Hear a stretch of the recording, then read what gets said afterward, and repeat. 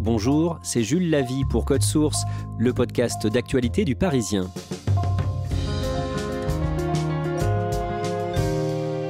Les prix du gaz, de l'électricité et des carburants augmentent fortement, plus 60% depuis le début de l'année pour le tarif réglementé du gaz.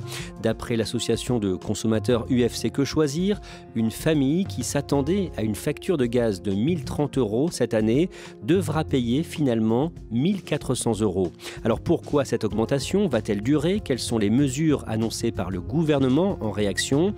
Le point dans Code Source aujourd'hui avec Erwan Benezet, journaliste au service économie du Parisien, en charge notamment de l'énergie.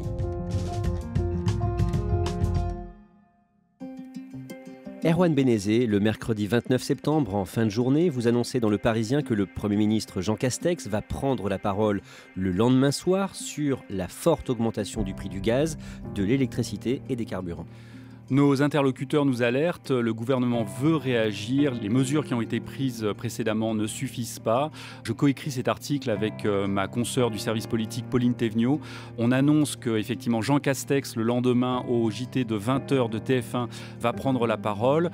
Il nous indiquait depuis plusieurs semaines surveiller les prix de l'énergie un peu comme le lait sur le feu. Et là, ils ont un peu l'impression que la casserole est en train de déborder. C'est une question sensible et le gouvernement pense forcément au début du mouvement des Gilets jaunes à l'automne 2018. C'est comme un spectre qui plane au-dessus des têtes du gouvernement. Les Gilets jaunes, octobre 2018, il faut rappeler que le mouvement a démarré de l'annonce d'une augmentation d'une taxe, la taxe carbone, qu'ils veulent augmenter. Et concrètement, ça ne va pas être du tout accepté par la population. La bataille ne fait que commencer. C'était le titre à la une du Parisien ce matin, la bataille du carburant. Vous le savez, depuis des semaines, de plus en plus d'automobilistes grognent face au prix de l'essence et du diesel. J'ai deux petits mots à dire à M. Macron et son gouvernement. Quand est-ce que ça va se terminer, la traque aux conducteurs que vous avez mis en place depuis que vous êtes là ? Erwan Benezet, dans ce podcast, on va principalement parler des prix du gaz. On va voir qu'ils sont au plus haut depuis 2014. D'abord, pourquoi est-ce qu'ils étaient très hauts à ce moment-là ? Alors, il y avait un conflit entre l'Ukraine et la Russie. En fait, il y avait des indépendantistes dans le Donbass pro-russes et soutenus par les Russes. Et donc, la Russie veut augmenter les prix du gaz en Ukraine. Il faut savoir aussi que le gaz russe à destination de l'ensemble de l'Europe passe en grande partie par l'Ukraine. Il y a ce conflit, ça se traduit à l'époque par une tension très forte sur les approvisionnements et donc une augmentation des prix. Cette guerre du gaz n'est pas la première. Les conflits sont même récurrents entre Kiev et Moscou et le gaz est inexorablement un outil de pression. Mais cette fois, le contexte diplomatique est lourd et les échanges n'auguraient pas d'une entente à l'amiable. Ce week-end, le ministre des Affaires étrangères ukrainien s'est laissé aller à un dérapage verbal devant des manifestants anti-russes qui ne pouvaient que mettre de l'huile sur le feu. Oui, Poutine est un connard! Sans surprise, Moscou s'est dit choqué et avait annoncé qu'il serait difficile de discuter et de travailler ensemble. On en vient à l'actualité récente, on fait un saut dans le temps de plus de 7 ans. Le 26 juin, dans Le Parisien, vous signez un papier intitulé « Pourquoi votre facture de gaz va augmenter au 1er juillet ?» plus 8,9% du tarif réglementé. D'abord, de quoi s'agit-il précisément, ce tarif réglementé ?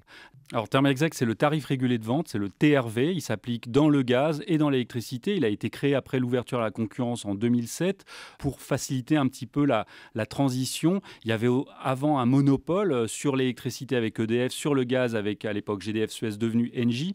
Et donc, les particuliers peuvent continuer à être abonnés à un tarif TRV ou décider de passer à une offre de marché. Au départ, c'était rassurant ce tarif régulé de vente ? C'était vraiment l'idée que la transition soit un peu plus douce, parce qu'avant, il n'y avait pas le choix. En fait, le consommateur, il avait un seul tarif. Et donc, il peut décider de rester à un tarif qui est fixé par les pouvoirs publics ou finalement tenter l'aventure des offres de marché, mais qui sont plus fluctuantes. Qui sont les Français concernés par ce tarif réglementé ? En France, vous avez à peu près 10,5 millions de ménages qui sont abonnés à la fourniture d'électricité. Sur ce chiffre, vous en avez 3 millions qui ont décidé de rester au tarif régulé de vente du gaz, qui sont proposés par Engie, qui auparavant s'appelait GDF Suez. Mais donc cette augmentation, elle risque de toucher à terme beaucoup plus de Français que les 3 millions qui sont au tarif régulé d'Engie ? Oui, parce que tout est imbriqué. En fait, vous avez 7 millions d'autres personnes qui ont choisi des offres de marché dont les tarifs sont librement fixés par les fournisseurs. Simplement, 5 millions, ce sont des offres à prix fixe. Alors, pour l'instant, eux ne sont pas impactés par les augmentations de tarifs. Ces offres à prix fixe, elles sont toujours limitées dans le temps. Donc, après, il y aura un basculement. Et puis, le reste, à peu près 2 millions d'abonnés, ont des offres dont les tarifs sont indexés sur les TRV. Généralement, c'est un petit peu inférieur. Ça coûte un petit peu moins cher. Mais forcément, ces tarifs suivent l'évolution et les augmentations des tarifs régulés de vente. Alors pourquoi est-ce que le prix du gaz augmente au 1er juillet?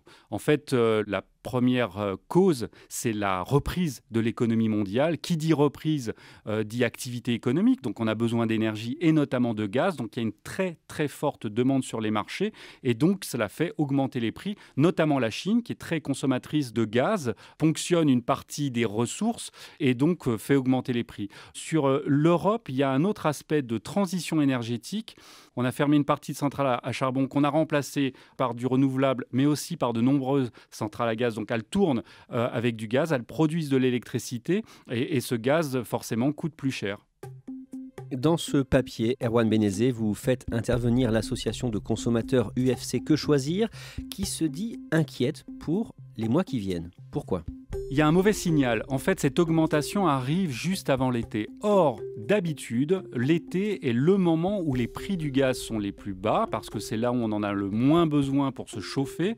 C'est un très mauvais signal pour les semaines et les mois à venir. Au 1er août, le tarif réglementé du gaz augmente à nouveau, plus 5,3%, et pendant l'été, les cours de l'énergie, gaz, pétrole, électricité continuent de monter. Non seulement ils montent très fort, mais ils montent ensemble. D'un côté, vous avez le gaz qui prend près de 60% par rapport au début de l'année. Alors l'électricité, lui, n'augmente pas forcément très fort à ce moment-là, mais il y a déjà des prévisions qui courent sur l'augmentation au 1er février 2022, et on parle d'une augmentation de 10%. Et puis vous avez les cours du carburant, essence et diesel, qui ont pris 20% par rapport à la même période l'année précédente. Et donc à la fois, ce sont des augmentations très fortes, mais ce sont des augmentations qui arrivent en même temps. Est-ce qu'il y a une part de spéculation ? Assez peu, en tout cas sur le gaz et l'électricité, non, me disent les opérateurs. Sauf sur les quotas de CO2. Vous savez, ça a été instauré pour justement essayer d'accompagner la transition énergétique et de taxer les ressources énergétiques qui émettent le plus de carbone. Sur ces quotas de CO2, oui, à certains moments, il y a pu avoir de la spéculation, mais ça n'est pas ce phénomène-là qui pèse le plus sur la flambée des cours. Concernant le gaz, la Russie joue un rôle clé dans cette augmentation, d'abord parce qu'elle représente une proportion très forte des importations de gaz de l'Union européenne. Elle fournit un tiers des besoins de l'Europe en gaz, le reste étant globalement fourni par la Norvège et l'Algérie. Il y a une entreprise géante de production de gaz en Russie, proche du pouvoir, c'est Gazprom, qui réalise justement à ce moment-là des bénéfices records. Gazprom, c'est un peu l'EDF russe. Et effectivement, il bénéficie, mais d'ailleurs tout comme EDF ici en France, bénéficie de la montée des prix de l'énergie et notamment de l'électricité et du gaz. Ils ont réalisé un bénéfice record au 2e trimestre de 6 milliards d'euros. C'est effectivement énorme. Gazprom limite depuis plusieurs mois ses exportations vers l'Europe. Pourquoi ? 2 raisons principales. La première, c'est un mécanisme qui a déjà été à plusieurs reprises utilisé par exemple par l'OPEP avec les prix du pétrole. C'est en réduisant les vannes, ça permet de faire monter les cours. Et puis la deuxième raison, un petit peu plus géopolitique, ça permet d'ennuyer l'Ukraine. Le conflit de 2014 continue, il est toujours larvé entre l'Ukraine et la Russie. Il y a des taxes de transit dont bénéficie l'Ukraine et en réduisant les vannes, c'est de l'argent en moins dans les caisses de l'État ukrainien. La Russie cherche aussi à promouvoir un tout nouveau gazoduc baptisé Nord Stream 2, c'est ça ? Effectivement, c'est un chantier pharaonique qui a démarré en 2019, qui arrive à terme. Normalement, il pourrait être mis en fonctionnement dans les semaines qui viennent. Il relie la Russie à l'Allemagne et il permet de contourner l'Ukraine. Nom de code Nord Stream 2. Un gazoduc à 9 milliards d'euros qui est censé, lorsqu'il sera complètement achevé, doubler la capacité de livraison du gaz russe en Europe en passant sous la mer Baltique. Et il pourrait approvisionner l'Europe à hauteur de 55 milliards de mètres cubes de gaz par an. Et c'est un nouvel outil mis en place par la Russie pour peser quelque part sur l'Europe de l'énergie. Donc pour l'instant, la Russie réduit ses exportations de gaz pour montrer justement le bien fondé de ce nouveau gazoduc, c'est ça ? C'est presque du marketing géopolitique, effectivement. Ils mettent l'accent sur Nord Stream 2 et donc pour cela, ils ont réduit l'approvisionnement qui passe par l'Ukraine. Ce n'est pas juste un moyen de livraison entre Moscou et Berlin. Beaucoup y voient une arme au service d'une politique agressive du Kremlin. Erwan Benezet, pendant ce temps, le prix du gaz, le prix réglementé, a continué de monter en France, plus 8% au 1er septembre. Et le mercredi 15 septembre, le gouvernement annonce une première mesure pour aider un peu les ménages concernés. Alors c'est une rallonge du chèque énergie, une rallonge de 100 €. Le chèque énergie bénéficie à 5,8 millions de ménages chaque année. C'est une aide pour payer leurs factures énergétiques. Il est en moyenne autour de 150 €. Les gens le touchent au mois de mars. Et là, le 15 septembre, il annonce qu'il y a une petite rallonge. Alors c'est ponctuel, ça ne revient pas forcément tous les ans, mais une rallonge de 100 € qu'il estime être bienvenue pour les ménages. Moins de 2 semaines plus tard, une nouvelle augmentation du prix du gaz est décidée pour le 1er octobre, plus 12,6%. Et là, ces hausses à répétition deviennent vraiment un gros titre de l'actualité. Ça commence à faire beaucoup. Mais rendez-vous compte, depuis le début de l'année, le gaz a augmenté de près de 60%. Les carburants, diesel ou essence, de près de 20%. Si l'électricité, l'augmentation a été modérée au mois d'août, on annonce une nouvelle augmentation de plus de 10% au 1er février prochain. Et là, ça fait vraiment trop. Le gouvernement craint la grogne sociale. Bonsoir, Monsieur le Premier ministre. Bonsoir, Monsieur Boulot. Erwan Benezet, on en revient donc au début de cet épisode. Jean Castex, le chef du gouvernement, est l'invité du 20h de TF1 le jeudi 30 septembre et il annonce des mesures face à ces augmentations. D'abord, un gel du tarif du gaz. 2 mesures phares. Dans le gaz, effectivement, un gel des tarifs. Nous allons bloquer. Il n'y aura plus d'augmentation du prix du gaz. Alors attention, il y aura bien une augmentation 1er octobre, 12,6%, mais ensuite, ça ne bouge plus pendant au moins plusieurs mois. Le temps à la fois de passer la période de chauffe, le moment où les besoins en gaz sont les plus forts, et puis aussi le temps, et c'est là où le gouvernement joue un peu une sorte de trader des marchés de l'énergie, il table sur une diminution des cours des marchés, une accalmie à partir du printemps. À partir d'avril, selon les experts, nous verrons bien comment ça évolue, le prix du gaz devrait dégringoler. Et donc, il gèle les tarifs jusqu'à ce moment-là. Jean Castex annonce aussi une mesure concernant l'électricité. On s'attendait à une augmentation comprise entre 10 et 12%. Finalement, il n'en sera rien. Jean Castex a décidé là aussi de réduire l'augmentation. Soyons très précis, il y a des coûts de production. Nous limiterons la hausse de l'électricité à 4%. Augmentation financée par ailleurs par une diminution d'une taxe sur l'électricité.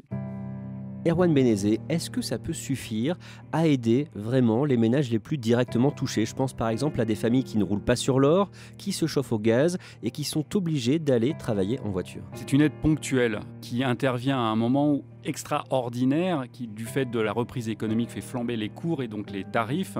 Et donc c'est une aide forcément bienvenue dans un moment très très difficile. Après, c'est pas forcément une aide qui est pérenne dans le temps. Et donc la question qui se pose, c'est est-ce que ce n'est pas reculer pour mieux sauter ? Est-ce que ce problème de surcoût des tarifs de l'énergie ne va pas revenir dans quelques mois ? Et quelle réponse apporter aux consommateurs qui subissent de plus en plus régulièrement et de plus en plus fortement ces hausses de tarifs ?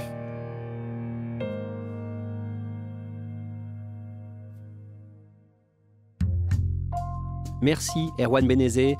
Je rappelle que vous êtes journaliste au service économie du Parisien.